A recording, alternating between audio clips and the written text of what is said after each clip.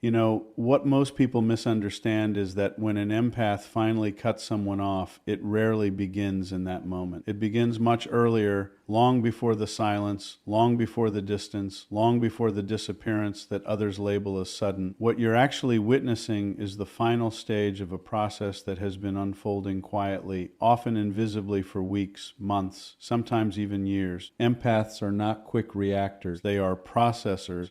They don't meet every slight with confrontation or every disappointment with a boundary. Instead, they observe, they feel, and most importantly, they absorb. That absorption is where everything starts to accumulate. Every dismissive comment, every broken promise, every subtle shift in tone, these are not dismissed or forgotten. They are registered, stored, and analyzed beneath the surface. And here's where it becomes psychologically significant. Empaths tend to give people the benefit of the doubt far longer than is rational. They operate from a framework that assumes depth in others because they themselves are deep. They assume self-awareness in others because they themselves are self-aware. So when something feels off, they don't immediately conclude this person is wrong. They ask, what am I missing? What are they going through? Can I understand this better? This creates a delay between the experience of harm and the expression of it. Instead of reacting outwardly, they turn inward. They rationalize, they reframe.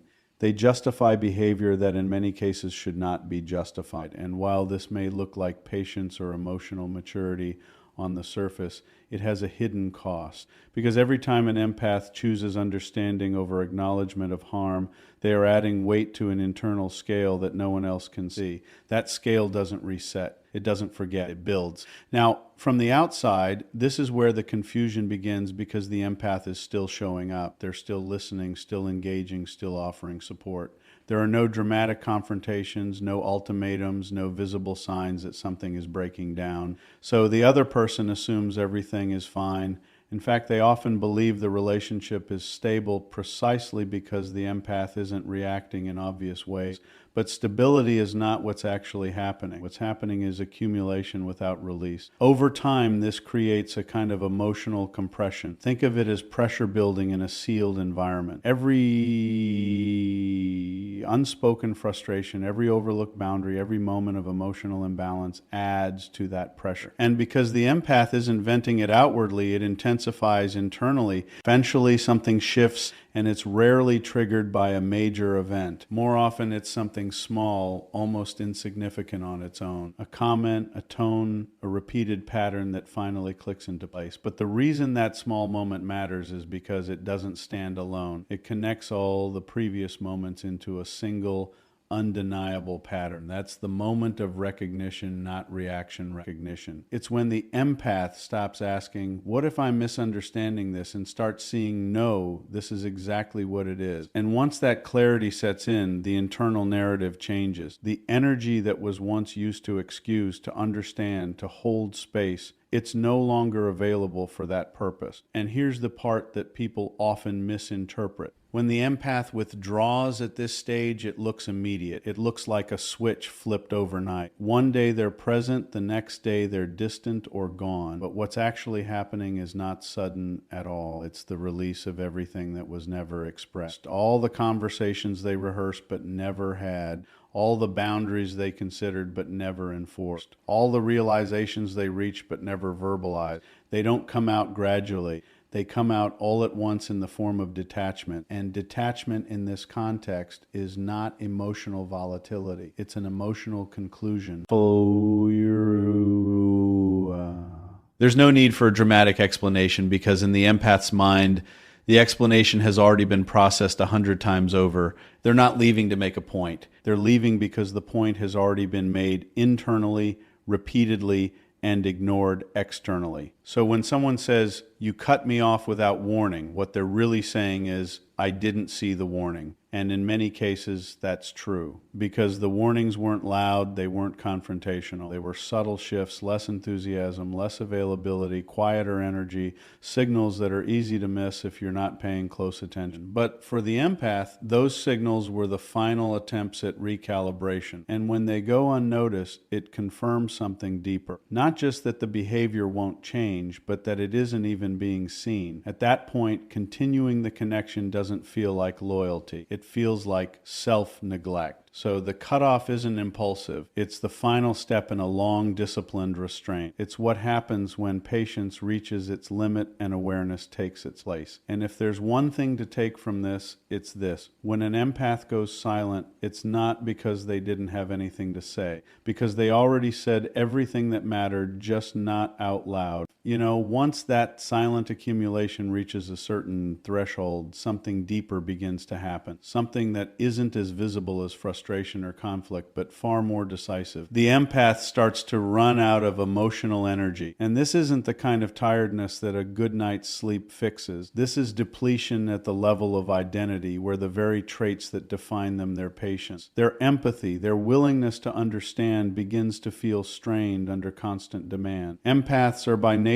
generous with their attention. They listen longer, forgive faster, and invest more deeply than most. But what often goes unnoticed is that this level of giving requires a continuous output of psychological energy. Every time they regulate someone else's emotions, every time they absorb tension to keep the peace, every time they choose understanding over reaction, they are spending something internal. Now, in a balanced relationship, that energy is replenished. There's reciprocity, there's acknowledgement, there's a sense that what's being given is also being valued and in some form returned. But when that balance doesn't exist, when the empath becomes the consistent source of support without receiving it, the system begins to break down. At first, the empath compensates.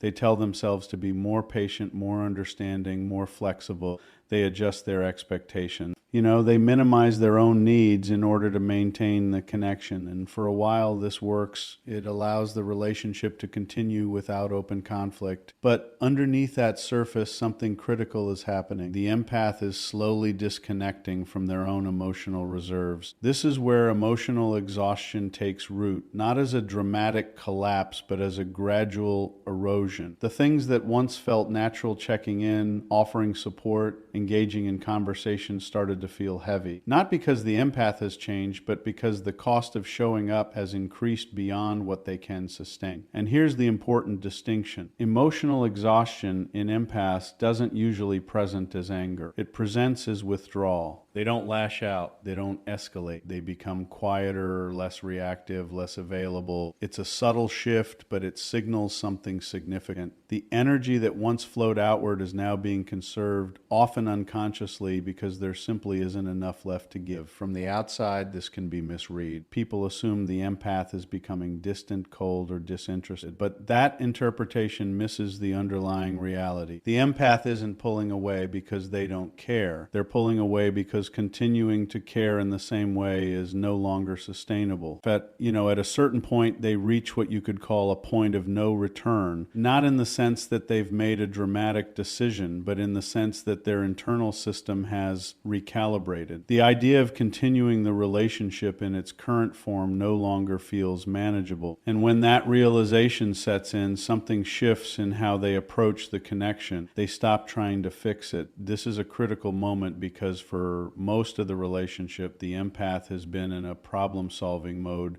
They've been adjusting, analyzing, finding ways to make things work. But emotional exhaustion removes the capacity for that. It's not a choice, it's a limitation. The same way a muscle stops functioning after being overused, the empath's emotional bandwidth simply isn't there anymore. And when there's no energy left to repair, explain, or negotiate, the idea of having one more conversation, one more attempt to resolve things feels overwhelming rather than productive. So instead of engaging in a process they know they can't sustain, they choose the only option that preserves what little energy they have left. They disengage. Now, to the other person, this can feel abrupt. There may not be a long explanation or a drawn-out discussion. There may not be a clear moment where everything is laid out.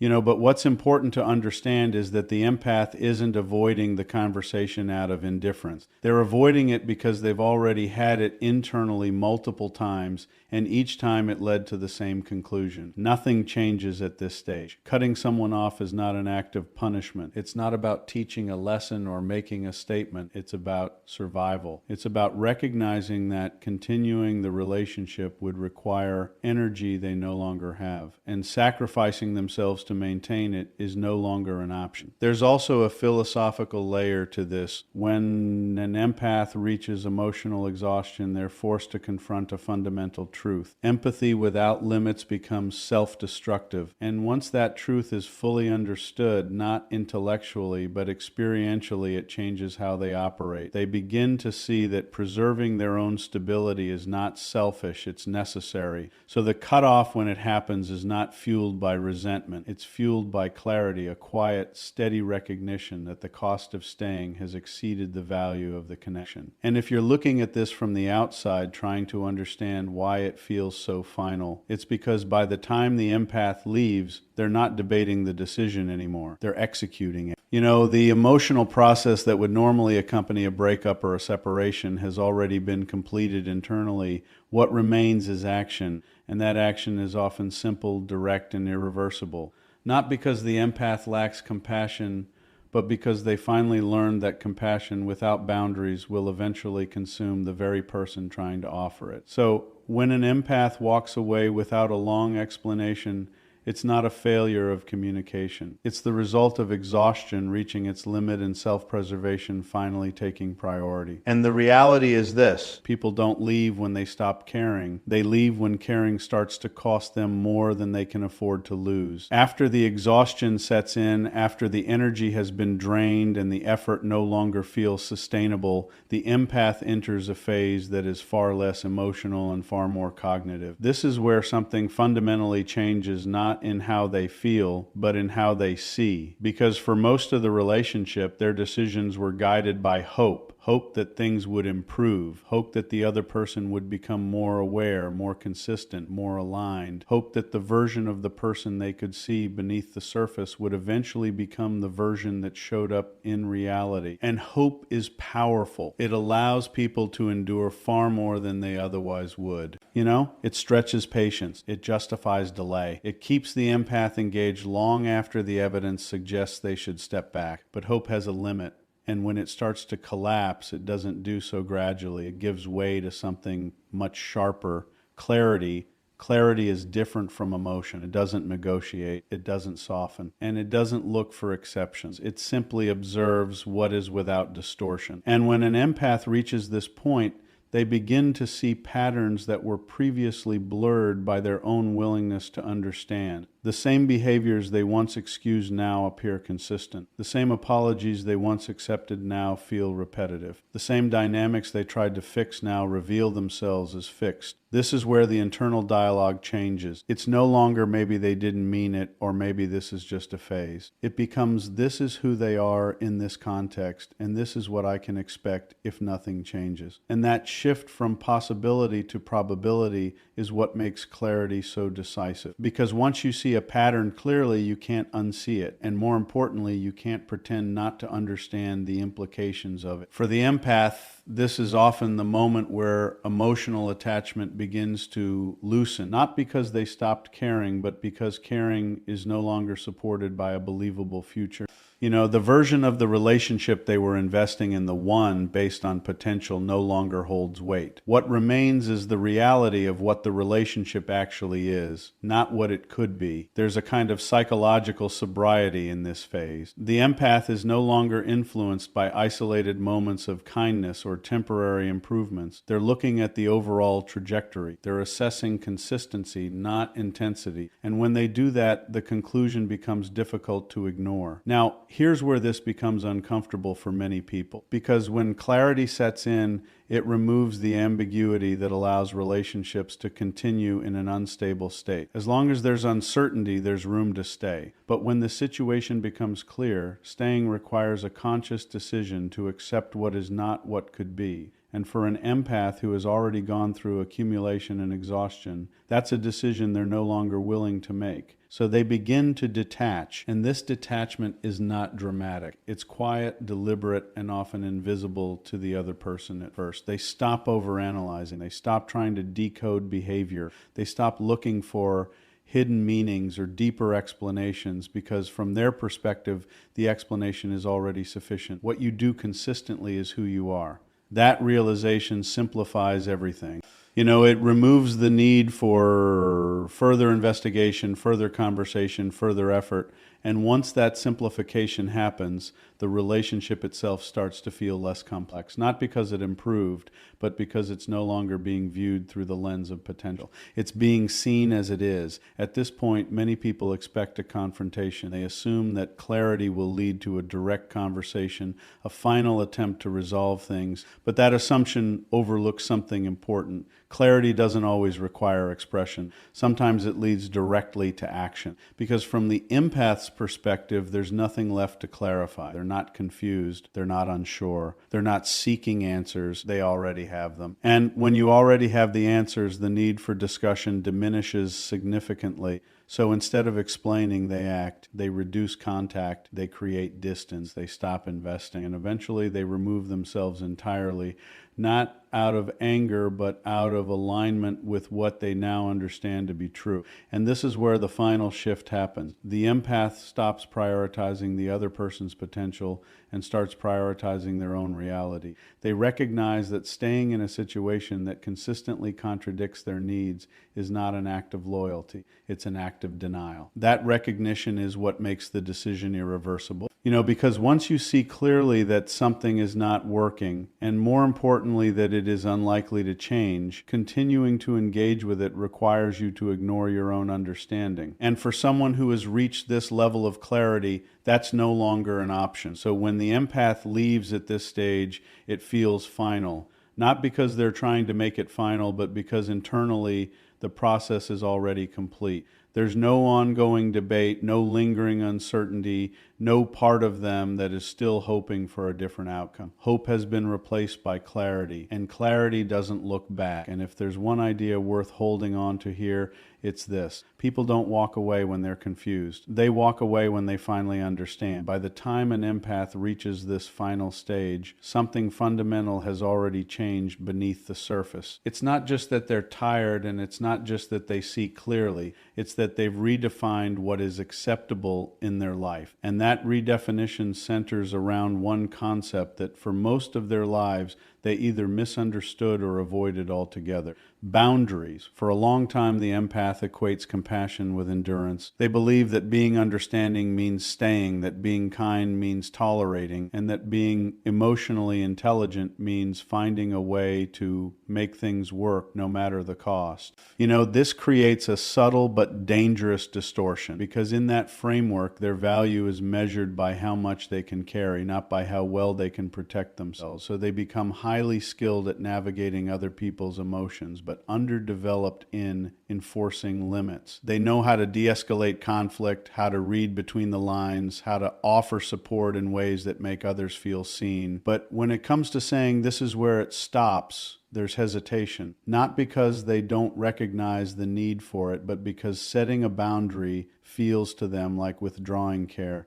and that's the internal conflict. They're not afraid of losing people as much as they're uncomfortable with the idea of being the reason a connection changes. So instead of drawing clear lines, they extend themselves further. They compensate, they absorb, they adjust. And in doing so, they unintentionally teach others that access to them is unlimited. But over time, this becomes unsustainable, because without boundaries, empathy turns into exposure, and exposure without protection leads to depletion. By the time the empath has moved through accumulation, exhaustion, and clarity, they are no longer operating from that original belief system. Experience has corrected it. They begin to understand something that isn't theoretically its earned. That compassion without structure invites imbalance. That being available at all times does not create deeper connection. It creates dependency, or in some cases disregard. And most importantly, they realize that if they don't define their limits, someone else will define them for them, usually in a way that benefits them, not the empath. This is where boundaries stop being optional and start becoming necessary. Now, here's what makes this stage so misunderstood from the outside. When an empath finally begins to set boundaries, they don't do it gradually in the way people expect. They don't ease into it with small adjustments or soft negotiations, because for them this isn't a minor behavioral shift.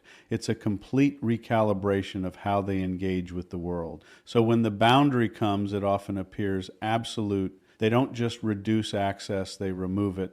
They don't just limit conversation, they end it. They don't just create distance, they establish separation. And to someone who has only experienced their previous level of openness, this feels extreme. It feels disproportionate. It feels, in some cases, even cold. But what's actually happening is not an overreaction. It's a correction, because partial boundaries would require the empath to remain in a dynamic that is already proven to be harmful. But, and at this point in their development, they're no longer willing to negotiate with something that has consistently crossed the line. They've already tried flexibility. They've already tried understanding.